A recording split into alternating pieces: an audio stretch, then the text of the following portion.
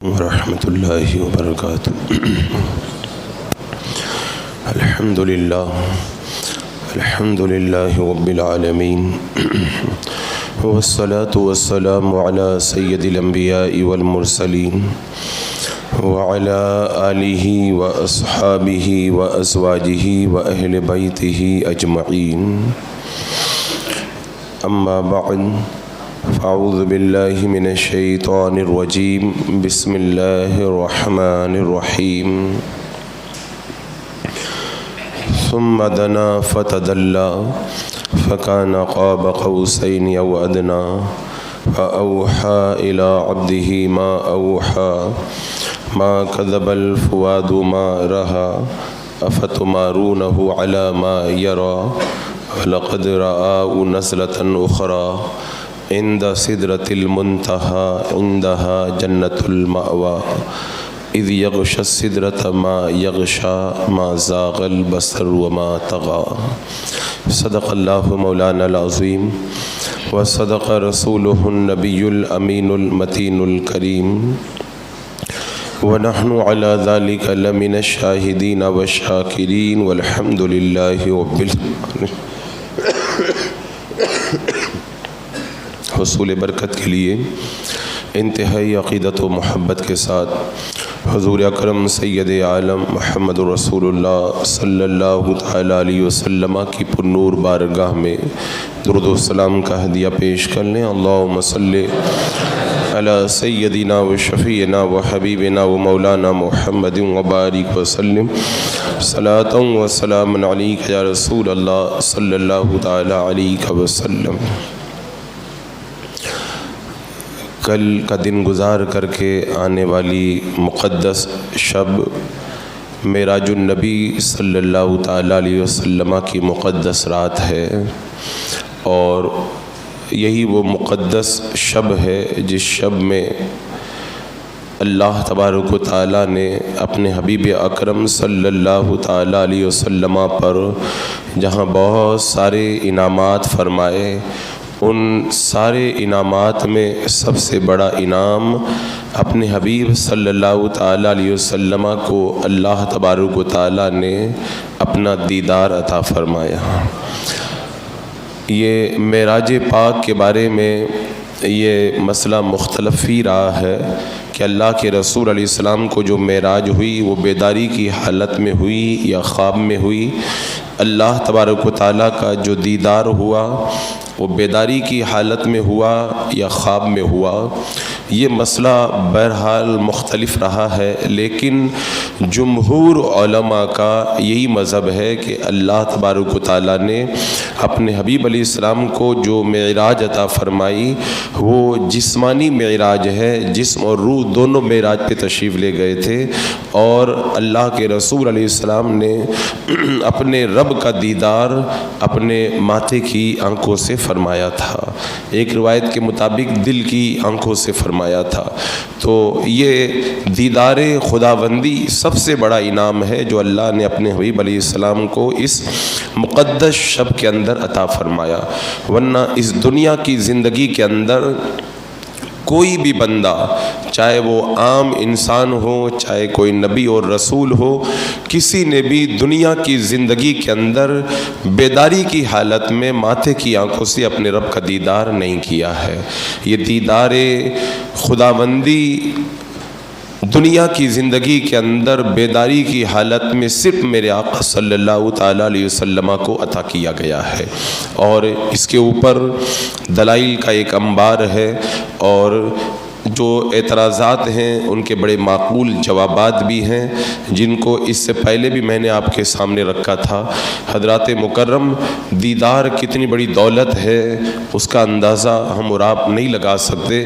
حضرت موسیٰ علیہ السلام نے رب کی بارگاہ میں 40 دن تک عبادت کی، اور پھر 40 دن تک روزہ رکھا، اور رب کی بارگاہ میں عرض کیا تھا، رب ارنی انظر الیک، اے اللہ میں تجھے دیکھنا چاہتا ہوں۔ تو رب نے فرمایا आयत लन तरानी, اے موسیٰ تم مجھے نہیں دیکھ سکتے. اور پھر اللہ تبارک و تعالیٰ نے اپنی ایک تجلی کوہ طور پہ نازل فرمائی تھی تو کوہ طور بھی پاش پاش ہو گیا تھا اور حضرت موسیٰ علیہ السلام بے ہوش ہو کر کے گر گئے تھے. تو یہ جو دیدار ہے یہ کسی نبی کو بھی دنیا کی زندگی میں میسر نہیں آیا، لیکن یہ میرے آقا علیہ السلام کی شان ہے کہ رب نے فرمایا قریب آ محمد صلی اللہ علیہ وسلم، قریب و احمد، قریب آ سرور ممجد.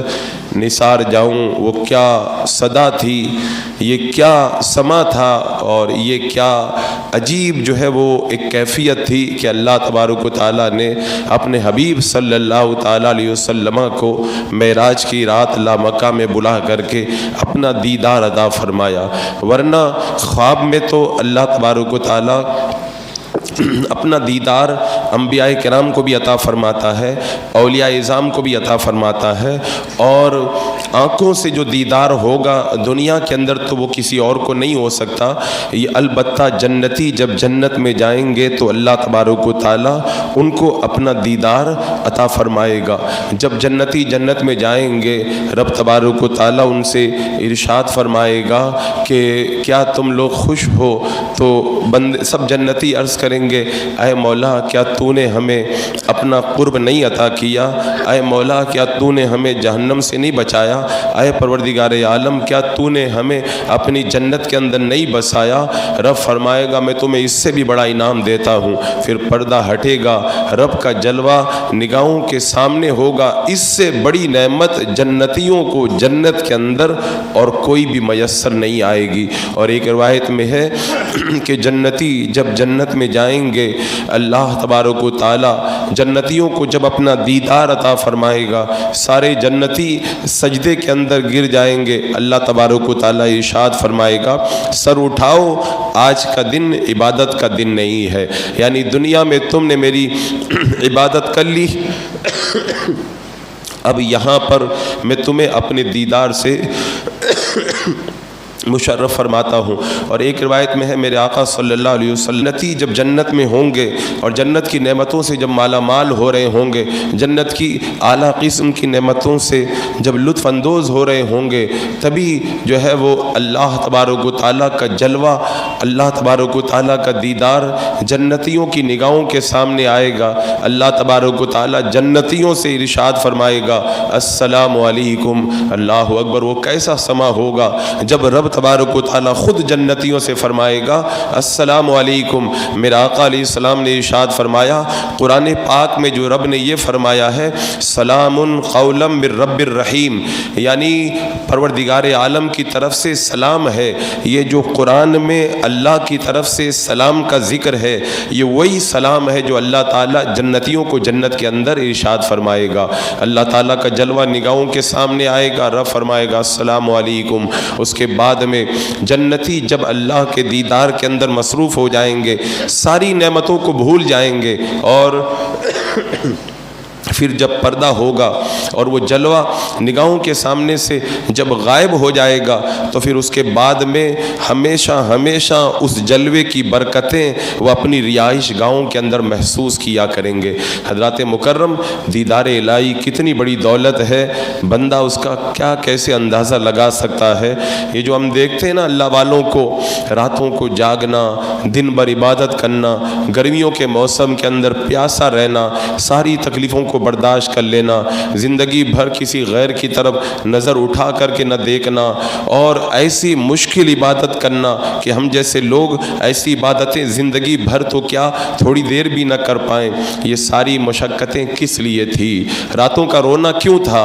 دن بھر ان کا عبادت میں مصروف رہنا کس کے لیے تھا؟ انہوں نے اس چیز کو پا لیا تھا جب ہم اپنے رب کو راضی کریں گے تبھی تو اللہ تبارک و تعالیٰ جنت کے اندر ہمیں اپنا دیدار عطا فرمائے گا. حضرات مکرم آپ تصور کریں، ایک لمحے کے لیے آپ تصور کریں ہم نے اللہ کے رسول علیہ السلام کا دیدار نہیں کیا، لیکن جب گنبد خضرا کے سامنے ہم جاتے ہیں تو ہماری کیسی کیفیت ہوتی ہے. حالانکہ اللہ کے رسول علیہ السلام تو ہماری نگاہوں کے سامنے بھی نہیں ہوتے, اور جب سنہری جالیوں کے سامنے کوئی بندہ جاتا ہے تو اس کے دل کی کیفیت اور عجیب ہو جاتی ہے. اور اگر مان لو وہ سنہری جالیوں سے کونین کی آقا اگر نکل کر کے نگاہوں کے سامنے آ جائے تو دل کی کیا کیفیت ہوگی؟ کیا دل سینے سے نکل کر کے باہر نہیں آ جائے گا؟ جب اللہ کے رسول علیہ السلام کے دیدار کی لذت کا یہ حال ہے تو خدا کا دیدار پھر کتنی بڑی دولت ہے. اسی لیے تو حضرت عبداللہ بن زید رضی اللہ تعالیٰ عنہ کو جب کسی نے جا کے کہا تھا کہ اللہ کے رسول علیہ السلام کا وصال ہو گیا تو حضرت عبداللہ بن زید نے اپنے کھیت ہی کے اندر دعا کی تھی, اللہ جن نگاہوں سے میں نے تیرے محبوب کو دیکھا ہے ان نگاہوں سے اب میں کسی اور کو نہیں دیکھنا چاہتا, اے اللہ تو مجھے آنکھوں سے اندھا کر دے. جنہوں نے اللہ کے رسول کو دیکھا ہو وہ دنیا کی کوئی اور چیز نہیں دیکھنا چاہتا, تو جب بندہ خدا کا دیدار کرے گا تو پھر کیا دیکھنا وہ چاہے گا؟ اللہ تبارک و تعالیٰ اپنا دیدار جنتیوں کو عطا فرمائے گا, اور وہی دیدار کل آنے والی مقدس شب کے اندر یعنی شب معراج کے اندر اللہ تبارک و تعالیٰ نے اپنے حبیب کو عطا فرمایا ہے. کائنات کے اندر کوئی ایسی ہستی نہیں ہے جس نے دنیا کی زندگی میں میرے رب کو دیکھا ہو, صرف ایک ذات ہے, وہ مصطفیٰ جان رحمت صلی اللہ تعالیٰ علیہ وسلم کی ذات ہے. حضرت جنید بغدادی رضی اللہ تعالیٰ عنہ کی بارگاہ کے اندر ایک میاں بیوی جوڑا مسجد کے اندر حاضر ہوا, اور بیوی نے پوچھا کہ یہ میرا شوہر ہے, یہ دوسری شادی کرنا چاہتا ہے. حضرت جنید بغدادی رضی اللہ تعالیٰ عنہ نے فرمایا شریعت نے 4 شادی کی اجازت دی ہے, اگر تیرا شوہر دوسری شادی کرنا چاہتا ہے تو کوئی بات نہیں, اس کے لیے جائز ہے. تو اس کے بعد میں وہ خاتون بولی کیا میرا چہرہ دیکھنا آپ کے لیے جائز ہے؟ آپ نے فرمایا نہیں, تو غیر محرم ہے, اجنبیہ عورت کا چہرہ دیکھنا یہ جائز نہیں ہے. عورت نے کہا کہ سرکار حضور اگر آپ کے لیے میرا چہرہ دیکھنا جائز ہوتا میں پردہ ہٹا دیتی, آپ میرا چہرہ دیکھ لیتے تو آپ خود کہتے کہ اتنی حسین عورت جس مرد کے نکاح میں ہو کیا اس کو کسی اور عورت کی طرف نظر اٹھا کر کے دیکھنا جائز ہے؟ حضرت جنید بغدادی رضی اللہ تعالیٰ عنہ نے جب سنا ایک چیخ ماری اور بے ہوش ہو کر کے گر گئے.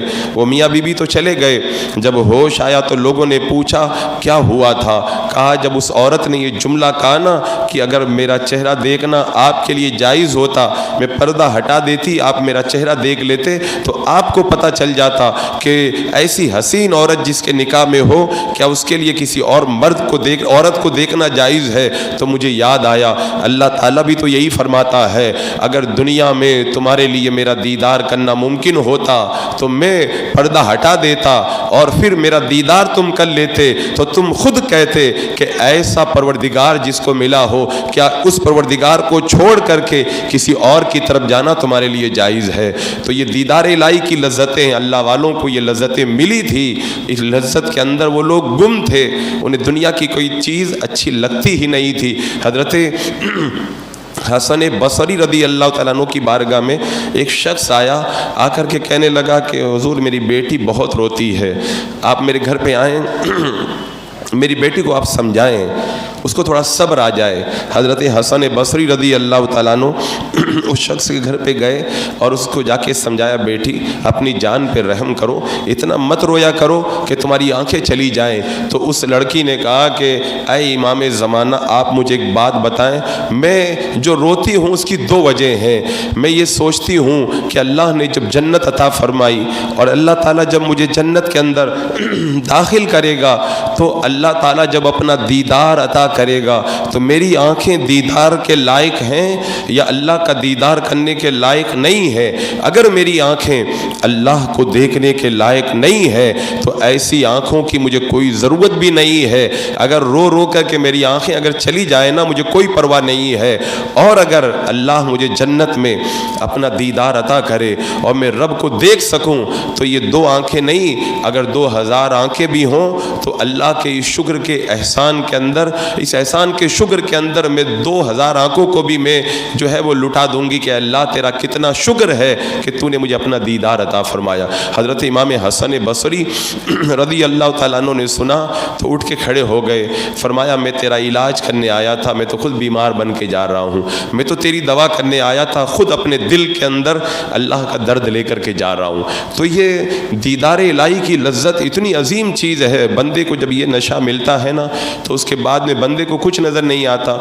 آج کل جب دین پہ چلنے کی بات آتی ہے نا تو ہم جو یہ کہتے ہیں کہ شریعت پہ عمل کرو، یہ حلال ہے، یہ حرام ہے، یہ کھانا جائز ہے، یہ کھانا جائز نہیں ہے، یہ دیکھ سکتے ہو، وہ نہیں دیکھ سکتے، یہ کر سکتے ہو، جب یہ ساری باتیں بیان کرتے ہیں تو لوگ کہتے ہیں کہ یہ مولانا لوگ پرانے زمانے کے اندر ابھی تک پڑے ہوئے ہیں، زمانہ ترقی کر گیا، سائنس کہاں سے کہاں تک پہنچ گئی، لوگ چاند پہ جا کر کے محل بنانے کے چکر میں ہیں، ہواؤں میں پرواز کر گئے۔ تو ہم ان سے ہم یہی کہتے ہیں کہ جو زمانے کی چمک دمک تم نے دیکھی ہے تو تم اس پہ فدا ہو۔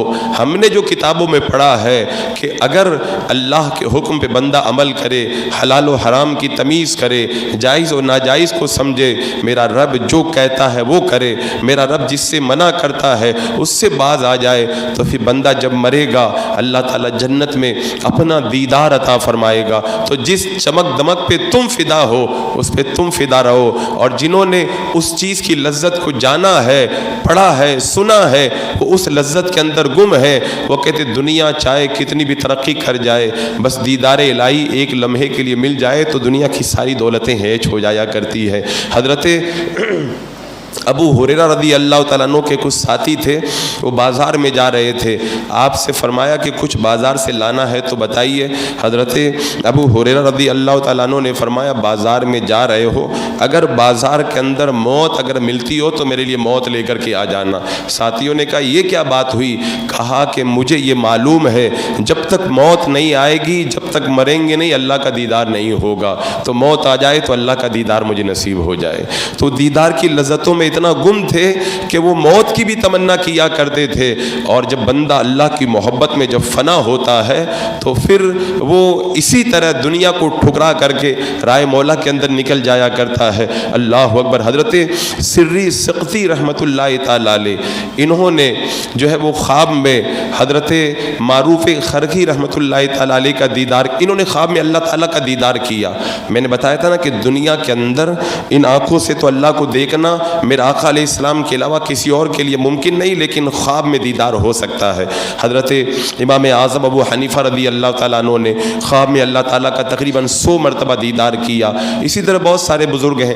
حضرت یحییٰ بن سعید رضی اللہ تعالیٰ عنہ نے خواب میں اللہ کو دیکھا، عرض کیا اے مولا میں تجھ سے بہت دعا کرتا ہوں، میری دعا تو قبول نہیں فرماتا۔ اللہ تعالیٰ نے فرمایا اے یحییٰ بن سعید تو میری بارگاہ میں جب مانگتا ہے تیری آواز مجھے بڑی پسند آتی ہے، میں منع کر دیتا ہوں میرے اس بندے کی دعا کو قبول نہ کیا جائے تاکہ میرا بندہ میری بارگاہ میں بار بار مانگتا رہے، اس کی آواز مجھے بڑی پیاری ہے۔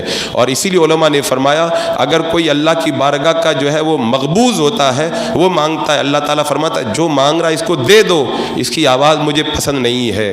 تو فرمایا رب تعالیٰ نے اے آیا تیری آواز مجھے پسند ہے اس لیے میں تجھے تیری دعا قبول نہیں کرتا ہوں۔ تو خواب میں تو اللہ کا دیدار ہو سکتا ہے۔ حضرت امام احمد بن حنبل رضی اللہ تعالیٰ عنہ نے خواب میں اللہ تعالیٰ کو دیکھا تو پوچھا اے اللہ تیرا قرب کیسے ملے گا، تو کیسے ملے گا؟ تو اللہ تعالیٰ نے فرمایا اے ابن حنبل اگر میرا قرب چاہتے ہو تو میرا قرآن پڑھا کرو۔ عرض کی مولا اگر قرآن سمجھ میں آئے تو تیرا دیدار تو تیری بارگاہ کا قرب ملے گا، یا بغیر سمجھے پڑھ لے تب بھی مل جائے گا؟ رب نے فرمایا ابن حنبل تم سمجھ کر کے پڑھو گے تو بھی میرا قرب ملے گا، اور اگر بغیر سمجھے تم نے پڑھ لیا تب بھی میں تمہیں اپنا قرب عطا فرما دوں گا۔ تو خواب میں اللہ کا دیدار ہوتا ہے۔ تو میں عرض یہ کر رہا تھا حضرت سری سقطی رحمت اللہ تعالیٰ علیہ نے خواب میں اللہ تبارک و تعالیٰ کا دیدار کیا تو رب تبارک و تعالیٰ نے فرمایا کہ اے فرشتوں جانتے ہو یہ کون ہے، یہ کون ہے؟ تو فرشتوں نے کہا مولا تو خوب جانتا ہے۔ تو رب نے فرمایا یہ جو میری بارگاہ میں موجود ہیں یہ معروف خرقی ہے، یہ ہمارے سلسلہ قادریہ کے بڑے مشہور بزرگ ہیں، یہ معروف خرقی ہے۔ تو اللہ تعالیٰ نے فرمایا یہ میری محبت میں مدہوش ہو چکے ہیں، اب مجھ کو دیکھے بغیر ان کو ہوش نہیں آئے گا، مجھ کو دیکھے بغیر ان کو ہوش نہیں آئے گا۔ اور خود امام احمد ابن حنبل رضی اللہ تعالیٰ عنہ جب ان کا وصال ہوا، خواب میں دیکھا محمد ابن احمد نے، تو پوچھا کہ اللہ تعالیٰ نے کیا کیا آپ کے ساتھ میں؟ کہا جب رب کی بارگاہ میں میری پیشی ہوئی تو اللہ تعالیٰ نے فرمایا ابن حنبل کیا تو نے میرے لیے مار کھائی تھی، تو نے میرے لیے تکلیفیں اٹھائی تھی، میرے لیے ستم سہے تھے؟ آپ حضرات کو پتہ ہی ہے اللہ کے کلام کو جب مخلوق کہا جانے لگا تو حضرت امام احمد ابن حنبل رضی اللہ تعالیٰ عنہ میدان میں نکل کر کے آئے تھے اور انہوں نے کہا تھا کہ اللہ کا کلام اللہ کی صفت ہے، اللہ کی صفت مخلوق نہیں ہے، وہ قدیم ہے۔ اسی جرم کے اندر آپ کو کوڑے مارے گئے، اور میں نے اس سے پہلے بھی بتایا تھا کوڑے کیسے مارے جاتے تھے۔ ان کو جو جلاد کوڑے مارتا تھا اس کا خود کا بیان ہے، میں نے جتنی طاقت سے امام احمد ابن حنبل کو کوڑے مارے ہیں، اگر وہ ایک کوڑا اگر میں ہاتھی کو مار دوں تو ہاتھی بھی ہل جائے گا، لیکن اللہ نے اس بندے کے دل کے اندر کتنی قوت دی ہے، وہ کوڑے کھاتے تھے لیکن ٹس سے مس نہیں ہوتے تھے۔ تو خواب میں رب نے فرمایا ابن حنبل تم نے میرے لیے مار کھائی تھی، میرے دین کے لیے تو نے تکلیفیں اٹھائی تھی۔ عرض کی مولا میں نے ہاں تیری محبت میں نے مار کھائی تھی، میں نے تیری محبت کے اندر ستم اٹھائے تھے۔ تو رب نے فرمایا ابن حنبل تو نے میری محبت میں سب کچھ برداشت کیا تھا، آج تیرے لیے عام اجازت ہے، تو میرا جتنا دیدار کرنا چاہے تو دل کھول کے میرا دیدار کر سکتا ہے۔ حضرات مکرم یہ دیدار کی لذت ایسی چیز ہے، اسی لذت کے اندر بندہ اپنا سب کچھ فنا کر دیتا ہے۔ ابھی جیسا کہ میں نے بتایا کہ جب اللہ کے رسول صلی اللہ علیہ وسلم کے دیدار کا یہ حال ہے کہ میرے آقا علیہ السلام کو دیکھنے کے لیے لوگوں نے سارا مال قربان کر دیا، اور اعلیٰ حضرت سرکار نے کہا تھا نا کہ تن من دھن سب پھونک دیا، یہ جان بھی پیارے جلا جانا، یعنی اللہ کے رسول کی محبت میں جب دیوانگی کا یہ حال ہے، راتوں کی نیندیں اڑ گئی ہیں دیوانوں کی، دن کو چین نہیں، ہر وقت روتے رہتے ہیں۔ کبھی تو آقا کریم علیہ السلام خواب میں تشریف لے آئیں، ہر وقت یہ تمنا کرتے ہیں کسی شب خواب میں جلوہ دکھا دو یا رسول اللہ، میری سوئی ہوئی قسمت جگا دو یا رسول اللہ۔ اور اس کے بعد میں جب دیدار نہیں ہوتا تو اس طرح دعا کرتے ہیں اگر آنکھیں میری دیدار کے قابل نہیں آقا مجھے آواز ہی اپنی سنا دو یا رسول اللہ۔ تو اللہ کے رسول علیہ السلام کے جب دیدار کا یہ عالم ہے تو میرے آقا صلی اللہ تعالیٰ علیہ وسلم اللہ تبارک و تعالیٰ کے جو ہے وہ دیدار کی لذتوں کا عالم کیا ہوگا۔ اور میرے آقا علیہ السلام نے خود دعا فرمائی، اے اللہ مجھے تو اپنی ملاقات کا شوق عطا فرما دے، اے اللہ تو مجھے اپنی دیدار کا شوق عطا فرما دے۔ وہ کونین کے آقا جن کے قدموں کی دھول کو پانے کے لیے ساری دنیا کے حسین و جمیل ایڑیاں ناک رگڑ رگڑ کے مر گئے، وہ آقا خود رب کی بارگاہ میں دعا کر رہے اے مولا اپنے دیدار کا شوق مجھے عطا فرما دے۔ تو اس رب کا دیدار کتنی بڑی نعمت ہوگا۔ اصل میں مجھ کو بیان تو یہ کرنا تھا کہ اللہ کے رسول علیہ السلام نے معراج کی رات اللہ کا دیدار کیسے کیا، لیکن جب دیدار کی بات آئی تو میں گفتگو ادھر لے چلا آیا، لیکن بہرحال یہ بھی مفید ہے۔ اس سے ہمیں جو بات خاص طور سے سمجھنے کی ہے وہ یہ ہے اگر جنت میں جا کے اللہ کا دیدار کرنا ہے تو گندی آنکھوں سے تو رب کا دیدار نہیں ہوگا، میلی آنکھوں سے تو رب کا دیدار نہیں ہوگا۔ جس آنکھوں کے اندر ناپاکی بھر چکی ہو اس آنکھ سے تو رب کا دیدار نہیں ہوگا، جس آنکھ کے اندر ہم نے آلودگیاں بھر لی ہو اس آنکھ سے تو رب کا دیدار نہیں ہوگا۔ اگر اپنی آنکھوں سے رب کو دیکھنا چاہتے ہو تو ان آنکھوں کو سنبھال کر کے رکھو، ان آنکھوں کی حفاظت کرو، ان آنکھوں میں گندگی مت بھرنے دو، ان آنکھوں کے اندر ناپاک چیزوں کو مت جانے دو۔ اللہ نے جن چیزوں کو دیکھنے سے منع کیا ہے وہ چیزیں اپنی آنکھوں سے مت دیکھو، بہت سنبھال کر کے ان آنکھوں کو رکھو۔ بڑے کام کی چیز ہے یہ، بڑی قیمتی دولت ہے یہ، اگر ان آنکھوں کو سنبھال کے رکھ لو گے اور سنبھال کر کے جب دنیا سے لے جاؤ گے تو پھر جنت کے اندر اس آنکھوں کا مزہ اللہ تعالیٰ تمہیں نصیب فرمائے گا، ان آنکھوں سے پھر وہ نعمت تمہیں دیکھنا نصیب فرمائے گا کہ دنیا میں جو تم نے کچھ نہ دیکھا تھا اس کا افسوس نہ ہوگا، ایک پل بھر کے اندر وہ ساری لذتیں اللہ تبارک و تعالیٰ تمہیں نصیب فرما دے گا۔ حضرات مکرم اللہ تبارک و تعالیٰ نے اپنے حبیب صلی اللہ تعالیٰ علیہ وسلم کو اپنا دیدار عطا فرمایا، اور میں نے کہا تھا کہ اہل سنت و جماعت کا یہ عقیدہ ہے کہ یہ معراج خواب میں نہیں ہوئی، بیداری میں ہوئی، اور یہ معراج کے اندر جو دیدار کیا یہ خواب کا دیدار نہیں ہے، یہ بالکل ماتھے کی آنکھوں سے دیدار کیا۔ آگے بڑھنے سے پہلے ایک جملہ یاد رکھنا، آنکھوں سے تو رب کا دیدار ہوگا جنت کے اندر، لیکن اللہ کا دیدار کرنے میں اور بندوں کو دیکھنے میں فرق ہے۔ ہم کسی انسان کو دیکھتے ہیں، ہماری نگاہوں کے سامنے ہوتا ہے، ایک جگہ میں ہوتا ہے، شکل و صورت ہوتی ہے۔ اللہ تعالیٰ کی شکل و صورت نہیں ہے، وہ شکل و صورت سے پاک ہے۔ اللہ تعالیٰ کسی جگہ کے اندر نہیں ہے، وہ جگہ سے پاک ہے۔ اللہ تعالیٰ کسی جہت میں نہیں ہے، وہ جہت سے پاک ہے۔ تو پھر کیسے ہے، کیسے دیکھیں گے؟ تو اس کا جواب کسی کے پاس نہیں ہے، بس اس کا ایک ہی جواب ہے، جب دیکھیں گے تب بتائیں گے کہ اللہ کا دیدار کیسے ہوا کرتا ہے۔ اللہ تعالیٰ قرآن پاک میں فرماتا ہے وجوہ یومئذ ناظرۃ الی ربھا ناظرہ، یعنی قیامت کے دن جنت میں جب جنتی جائیں گے تو تر و تازہ چہرے ہوں گے جو اپنے رب کو دیکھتے ہوئے ہوں گے، اپنے رب کا دیدار کرتے ہوں گے۔ اب اللہ کے رسول علیہ السلام نے رب کو دیکھا اور بیداری کی حالت میں معراج ہوئی، اس کی دلیلیں بہت ہیں۔ میں آج نئے طریقے سے کچھ خلاصہ بیان کرتا ہوں۔ پہلی بات تو یہ ہے کہ اس چیز کو معجزہ کہا گیا۔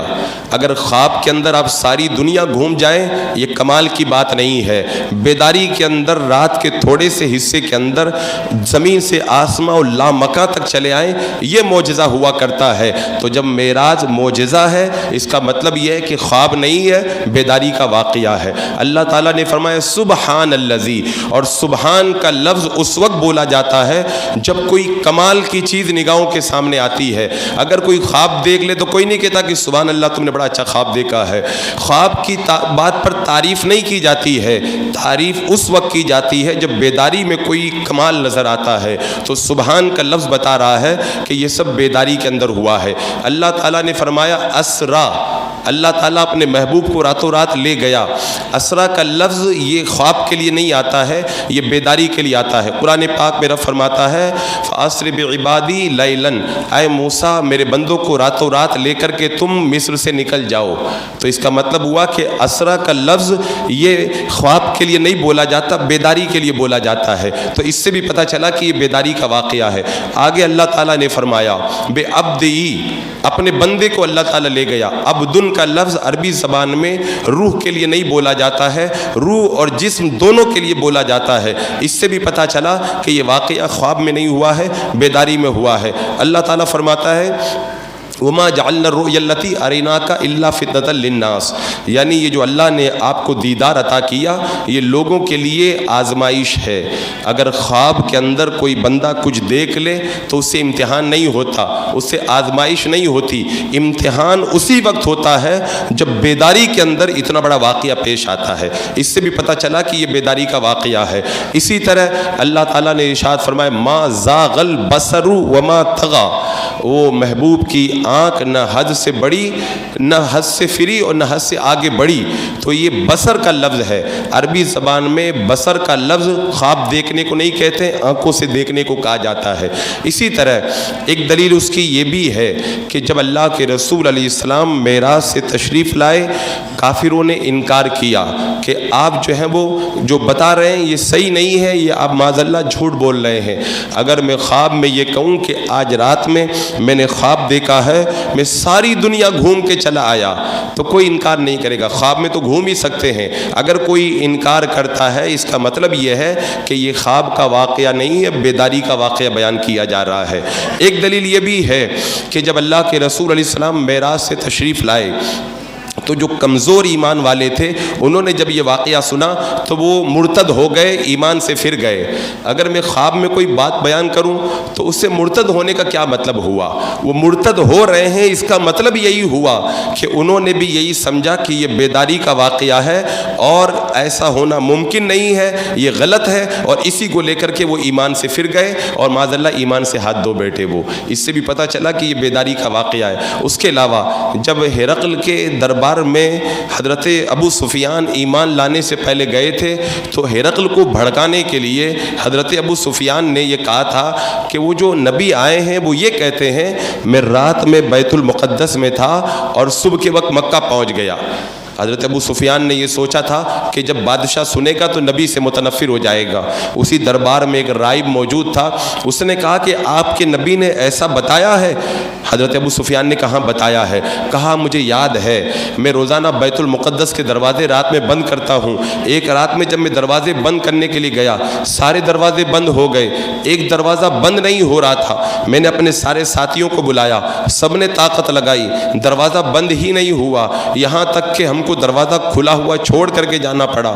اور پھر جب صبح کے وقت میں آئے تو وہاں پہ پتھر پڑا ہوا تھا، سواری کے بیٹھنے کا نشان تھا اور سواری کو باندھنے کا سوراخ موجود تھا. اس کا مطلب تم جو اپنے نبی کا واقعہ بیان کر رہے ہو وہ اسی رات کا واقعہ ہے. تو اس سے بھی پتہ چلا کہ یہ خواب کا واقعہ نہیں ہے بلکہ بیداری کا واقعہ ہے. اور حدیث پاک میں موجود ہے، میرے آقا علیہ السلام نے فرمایا میں براق پہ سوار ہوا.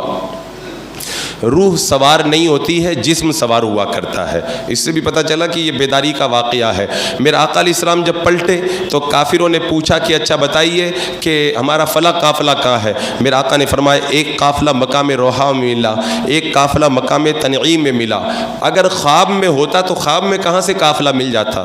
قافلہ ملا اس کا مطلب بیداری کے اندر آپ تشریف لے گئے تھے، تبھی تو قافلہ آپ کو ملا. اور پھر اللہ کے رسول صلی اللہ تعالیٰ علیہ وسلم نے فرمایا میں رب کی بارگاہ میں گیا، مجھے نمازیں دی، پھر موسیٰ علیہ السلام کے پاس آیا، بار بار میرا آنا جانا لگا رہا. یہ سب خواب کی باتیں نہیں ہیں، یہ سب کی سب بیداری کی باتیں ہیں. اور میں کہتا ہوں کہ اس کی سب سے بڑی دلیل یہ ہے، میرے آقا علیہ السلام نے خود ارشاد فرمایا رأیت ربی عز و جل، میں نے اپنے رب عز و جل کا دیدار کیا ہے. اور حضرت عبداللہ بن عباس بھی فرماتے ہیں محمد صلی اللہ تعالیٰ علیہ وسلم نے اپنے رب کا دیدار کیا ہے. حضرات مکرم میرے آقا علیہ السلام نے معراج کی رات جو دیدار کیا، جمہور علماء کا یہی مذہب ہے کہ یہ دیدار اللہ تبارک و تعالیٰ نے اپنے حبیب کو عطا فرمایا. اسی لیے جب حضرت عبداللہ بن عباس کی ملاقات حضرت کعب سے ہوئی تو پوچھا کہ یہ بتائیے کیا محمد صلی اللہ علیہ وسلم نے رب کو دیکھا ہے؟ حضرت کعب نے کہا اللہ اکبر. اللہ تبارک و تعالیٰ نے اپنے کلام اور اپنے دیدار کو تقسیم کر دیا. اپنا کلام حضرت موسیٰ علیہ السلام کو عطا فرمایا اور اپنا دیدار محمد صلی اللہ تعالیٰ علیہ وسلم کو عطا فرمایا. حضرت عبداللہ بن شقیق نے کہا تھا کہ اگر میرے آقا سے میری ملاقات اگر اب ہوتی تو میں پوچھتا یا رسول اللہ کیا آپ نے اپنے رب کو دیکھا ہے؟ تو حضرت ابو ذر نے کہا کہ آپ کو گھبرانے کی ضرورت نہیں ہے، میں نے اللہ کے رسول علیہ السلام سے ایک بار پوچھا تھا کہ آپ نے اللہ کو دیکھا ہے؟ تو میرا آقا علیہ السلام نے فرمایا تھا ہاں میں نے رب کا دیدار کیا، وہ نور ہی نور تھا وہ. اللہ اکبر. تو یہ احادیث صاف طور پر گواہ ہے. حضرت حسن بصری قسم کھا کے کہتے ہیں کہ اللہ کے رسول علیہ السلام نے اللہ کا دیدار کیا. حضرت امام احمد بن حنبل سے پوچھا گیا کیا رب کا دیدار کیا؟ حضرت امام احمد بن حنبل کہتے ہیں ہاں دیدار کیا، ہاں دیدار کیا، ہاں دیدار کیا، ہاں دیدار کیا. اتنی دیر تک کہتے رہے کہ آپ کی سانس جب تک نہیں ٹوٹ گئی. اور اللہ تعالیٰ نے اس میں قرآن پاک میں بیان فرمایا، کیا ارشاد فرمایا ثم دنا فتدلی، پھر وہ جلوہ قریب ہوا اور خوب اتر آیا. فکانا قابا قوسین او ادنا، تو اس جلوے اور محبوب کے درمیان 2 ہاتھوں کا فاصلہ رہ گیا یا اس سے بھی کم فاصلہ رہ گیا. فاوحا الی عبدہ ما اوحا، تو اب رب نے اپنے محبوب کو وحی فرمائی. اور ما کذب الفؤاد ما رآ، اور دل نے نہ جھٹلایا اس کو، دل نے اس کو جھوٹا نہ کہا جو دیکھا. یعنی جو بھی دیکھا دل نے بھی اس کی گواہی دی اور آنکھوں نے بھی دیدار کیا. اور آگے ارشاد فرمایا ما کذب الفؤاد ما رآ افتمارونہ علی ما یرا، کیا تم ان سے ان کے دیکھے ہوئے پہ جھگڑتے ہو؟ یعنی میرے محبوب نے دیدار کیا تم انکار کرتے ہو، محبوب سے جھگڑا کرتے ہو. افتمارونہ علی ما یرا. اور آگے دیدار کی لذتوں کو رب نے فرمایا ما زاغ البصر وما طغى، نہ تو نگاہ کسی طرف فری اور نہ حد سے بڑی. یعنی دیدار ایک دم اس طرح کھلم کھلا دیدار کیا کہ اللہ نے اپنے حبیب کی نگاہوں کو ایسی قوت عطا فرمائی کہ پلک بھی نہ جھپکی اور محبوب نے دیدار کر لیا. اور اب وہ دیدار کیسے تھا، اس کی لذتیں کیا تھی، کیا کیفیتیں تھی، وہ خدا جانے، مصطفیٰ جانے، رحمت جانے. ہم اور آپ اس کو کیا بیان کر سکتے ہیں. اللہ نے اپنے حبیب کو دیدار عطا فرمایا، بس ہمیں اتنا پتہ چلا. اور یہ آنے والی مقدس شب وہی دیدار خداوندی کی شب ہے جس میں رب نے اپنے حبیب کو یہ دیدار عطا فرمایا ہے. حضرات مکرم मुकर्रम दुनिया की सारी नेमतों में सबसे बड़ी नेमत का नाम है दीदार खुदा। और जन्नत में जब जन्नती जाएंगे तो जन्नत की भी सबसे बड़ी नेमत का नाम है अल्लाह तबारक व तआला का दीदार। लिहाजा अगर दीदार खुदाबंदी से अगर लुत्फ़ अंदोज़ होना है, जब भी कोई गुनाह की चीज़ निगाहों के सामने आए, अपनी निगाहों को ये सोच करके झुका लो जिन निगाहों से खुदा को देखना है उन निगाहों से हम किसी और को नहीं देखेंगे। जब ये निगाहें अल्लाह ने हमें अपने दीदार के लिए अता फरमाई है, अभी तो हमें दीदार मुस्तफ़ा भी करना है दीदार खुदा भी करना है, तो क्यों अपनी निगाहों को हम लोग आलूदा करें। ये निगाहों का जो एक निगाहों की नेमत है अल्लाह ने दी, इसको खूब संभाल करके रखना है। फिर देखो अल्लाह ताला कैसी नेमतों से माला माल फरमाता है। इंशा